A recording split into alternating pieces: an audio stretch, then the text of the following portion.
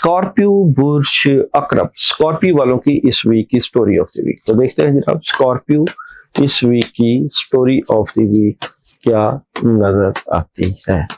Scorpio की इस week की स्टोरी ऑफ द वीक की बात करूं तो स्कॉर्पियो वाले इस वीक में क्या करने जा रहे हैं। देखिए आपके पास जबरदस्त किस्म की ऑप्शंस भी आ रही हैं, कामों पे तवज्जो भी है, बैलेंस भी कर रहे हैं, स्ट्रेट फॉरवर्ड फैसले भी हैं और खबरें भी हैं।